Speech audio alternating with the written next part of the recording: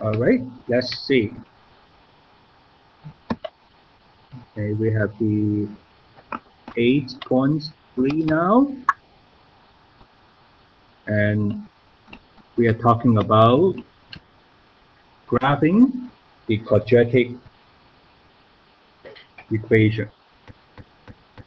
We have to graph y equals to the f of x, which is equals to ax squared plus bx plus c. Everybody see clear, right? Good enough, right? Okay.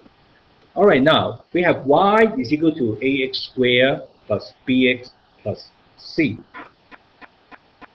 And we know that whenever you got a quadratic expression like that, y equals to a quadratic expression, and that would come up to be what? Would that be a straight line? No, it would be a curve, right? And a special type of curve. What do we call that?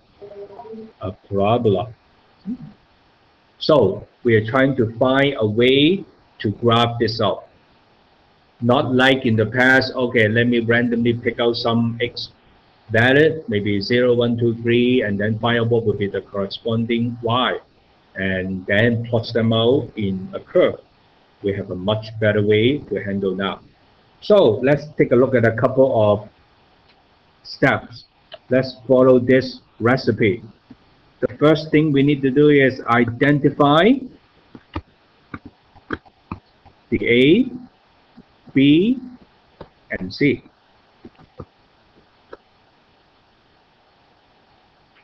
And then, number 1, if A is greater than 0, and we know that we have a U-shaped parabola. And if A is less than 0, then we will have an N-shaped parabola. So it's all depending on the coefficient of x squared. Now that should not be difficult to remember, because, hey, when you have a positive, you smile. And when you have a negative, that is so sad. So one is the U shape, and one is the N shape. That is the recipe step number 1. And I need another page. Let's see. Okay. Let's take a look at number 2. The axis of symmetry.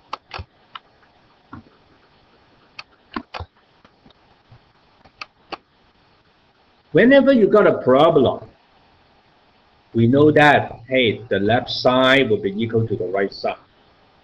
So can we identify where would be the axis of symmetry? What would be the middle one? Yes, the x is equals to negative b over 2a. That is the axis of symmetry. Now remember, the axis of symmetry is not a number, is a line, is a vertical line, so must be x equals something. Don't just say negative b over 2a. No, don't just give a number. A number will not be a line. Must be x equals to that number. Now once we identify that, together with the step 1, we give a better idea how it looks like. We have a parabola. Okay, let's say this is a U shape. But that could be a U shape like here, or U shape here. But if I know where is the axis of symmetry, then I will bring the parabola right in the middle, right? It must be that side and this side must be the same, so you won't get a parabola over here. But that is still not sufficient enough. We want more details. So number 3, we'll take a look at the vertex. The vertex would be a point. Vertex is not a number. What would be that point? It would be negative b over 2a, comma, f of negative b over 2a. Once we know the axis of symmetry, since the parabola must be the same on both sides, and the vertex would be right on the axis of symmetry, and since the axis of symmetry is x equal to negative b over 2a, so we know the vertex would have the x coordinate negative b over 2a. And what would be the y then? We plug this thing back into the original one to find out the y coordinate. Number 4, we want to know more. What is the y-intercept? The y-intercept is, the y-intercept again is a point. Is where the curve passing through the y-axis. So by the time the curve passing through the y-axis, what happened to the x? X would be, what is the x value? It would be 0. And so we have 0 comma f of 0, which is equals to, hey, when x is equal to 0, what is the y? Y is equal to what? If I go back, what is the y value? We have y is equals to ax squared plus bx plus c. So when x is equal to 0, what would be the y? Y is equal to what? Well, you take a look at the equation. Y is equal to ax squared plus bx plus c. If x is equal to 0, y is what? Y is not 0. You replace the x by 0, then what do you get? You got a times what?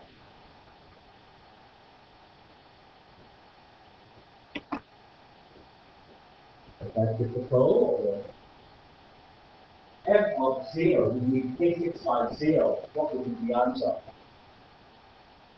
You have a times 0 squared plus b times 0 plus c. What do you get? We will have c, not 0. So you will have 0, comma, c. And that is my y-intercept. And then number 5. We want to get the x-intercept.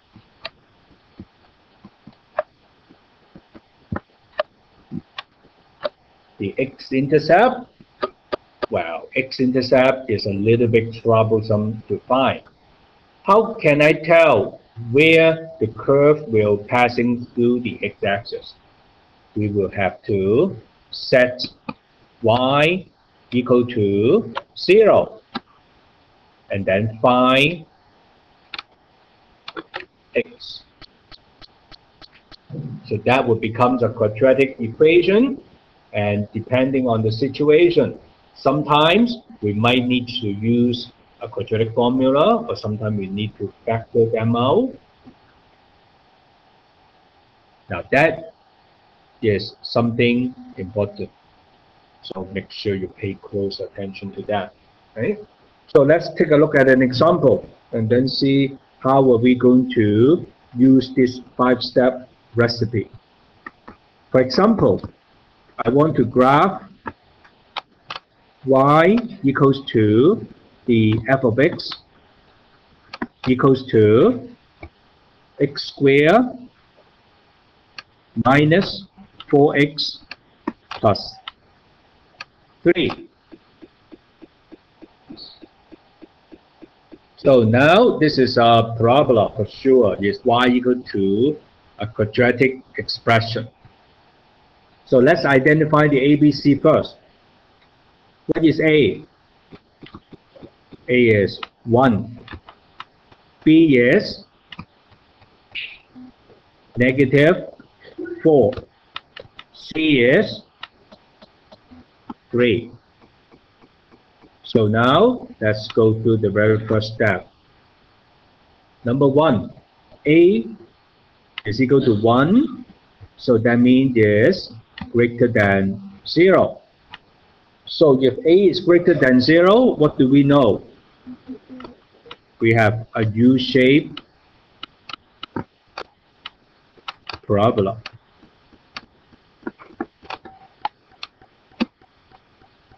Number 2, we want to find the axis of symmetry.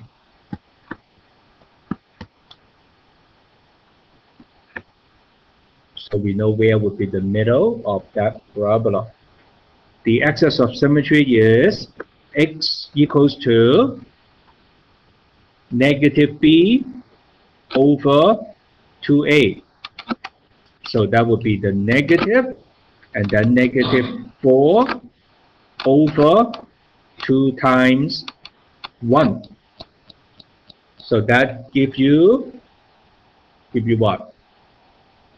2. Right? So that's equal to 2. So what is the axis of symmetry? Axis of symmetry is what? If people asking you, give me the axis of symmetry, what would you say? It's x equals to 2. It's not 2. That is the axis of symmetry. It's a line. It's a vertical line. It's not a number. It's not 2, 3, 4 like that. Number 3, and we want to find the vertex. So when x is equals to negative b over 2a, which is equal to 2. We already get that from the previous step. So what would be the y? The y would be equals to the f of negative b over 2a. That means f of 2. We replace the x by 2. So that is a function. We should know that, right? What would that become? 2 squared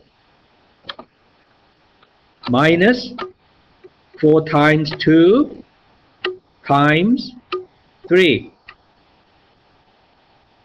So what would that be? 4 minus 4 times 2 plus 3.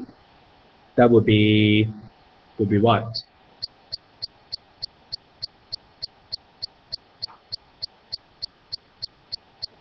Negative 1.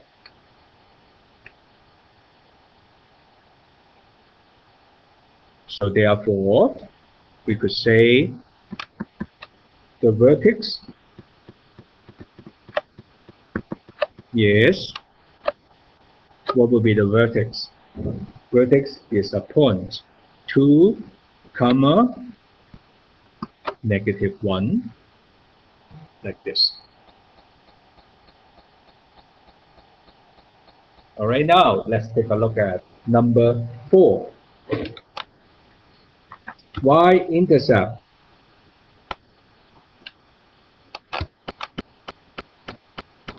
The y-intercept is 0, c. So what would that be? What is c? So what is the y-intercept? 0, 3. But remember, the intercept is always a point, it's not a number. Finally, step number 5, we are trying to find the x-intercept. So, we will let y equals to 0, and then solve for x. So I'm going to let x squared minus 4x plus 3 equal to 0. And then we can factor out this to have x minus 1 times x plus minus 3. Here's the equation. Yeah. Minus 3 equal to 0.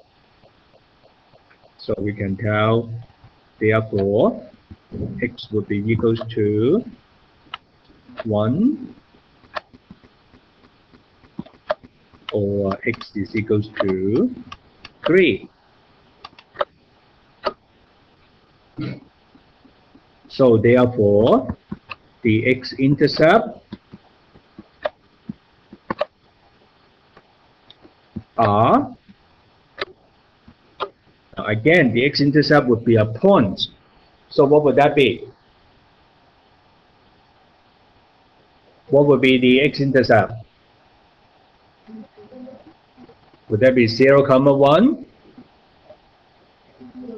It would be 1, 0. What is the other one? 3, 0. Like this. So we have 2 x-intercept. Alright, so now we got all this information. Let's see if we can put them together. We have a graph, right? And the very first thing for you to do is draw the horizontal line and draw the vertical line. Now be sure to use the straight edge. Use a ruler, or if you don't have a ruler, take out something straight edge, like your student ID, your credit card, and do something. Now in this case, I already sketched it out for you. Am I? Yes, I'm so kind. So you already have the straight x-axis and the straight y-axis. Do not do it bare hand. If you just have the regular, graph paper, make sure you use the straight edges. Right? Don't give me a worm. After you have the x-axis, y-axis, label them. Set up a good habit. This is the x-axis, and this is the y-axis, and this would be 0. And then after that, give it a scale. Each box is representing what? Well, that's up to you. Right? You could say each box is 1 unit, 2 units, or 3 units. It's your choice, but you have to tell what would be the scale. So let's put a dot over here. Let's put a dot over here. Let's put a dot over here, and let's put a dot over here. So every 2 boxes, I give a dot. Okay. Got to be inconsistent. If every single box you put a dot, then you have to put the dot in every single box. And for the Y scale, it could be different.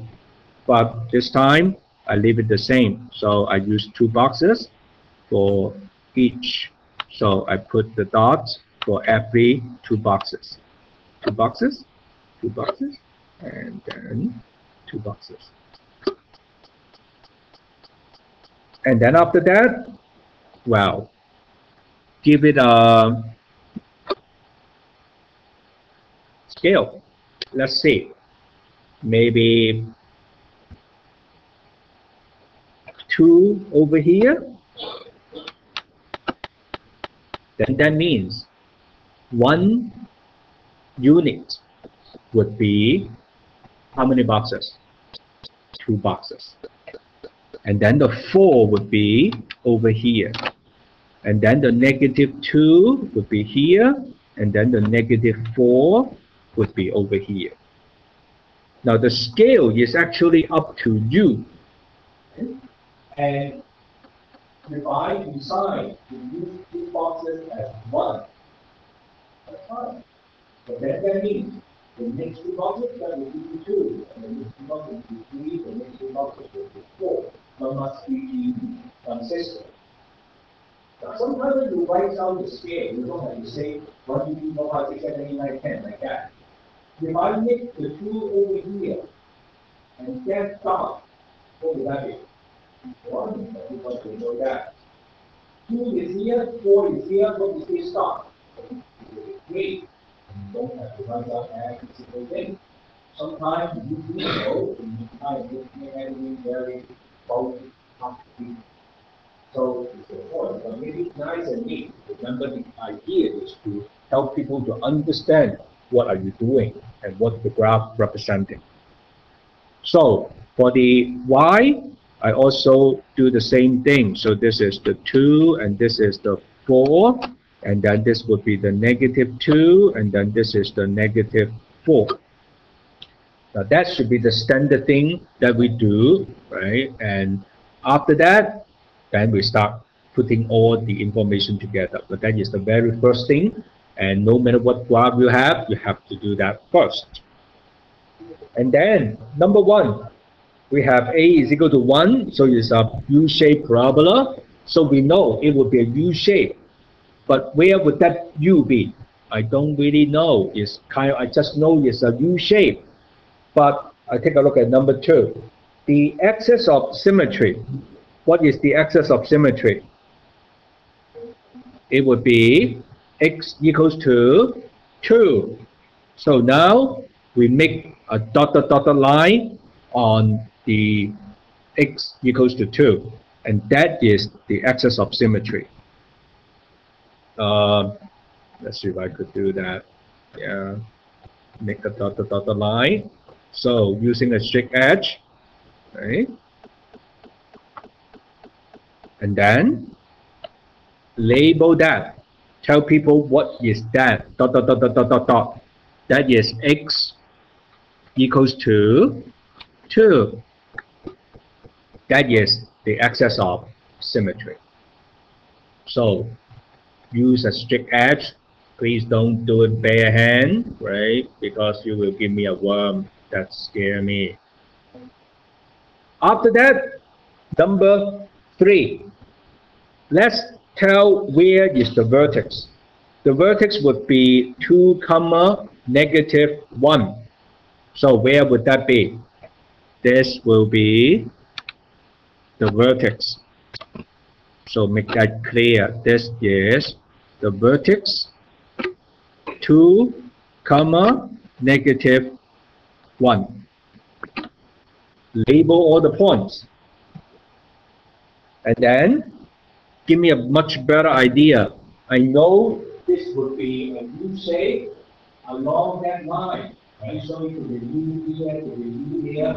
But now I know the vertex is here. So it must be a U shape like that. But it could be a little bit flat or a little bit sharp. I don't know that. So I need more information. Number 4, I know the y-intercept. What is the y-intercept? 0, 3. So the 0, 3. So let's plot this out. This is a 0, 3. So this is the y-intercept. 0, 3. So it gives me a much better idea, right? It would be a U shape passing this, the vertex, and passing this one must be something like that. We almost know exactly how it looks like. And one final thing, the x-intercept. That will clearly telling us exactly the shape. 1, 0, and then 3, 0. So that would be the x-intercept. 1, 0, and this one is also the x-intercept, and 3, 0. Now, so after all, we can kind of get the idea how this parabola looks like. It will be a U-shaped parabola. It will be go along this, and then we pass it through all this point. And it's symmetrical both sides, right? So try to sketch out the parabola. Now, but usually we don't graph the curve. So before you really write that down, try to get used to that. Using the pen, to just kind of indicate the passing through all this point first, and then you get the feel, and then sketch that out. All right? And we will have a very nice parabola. So we can have something go like this.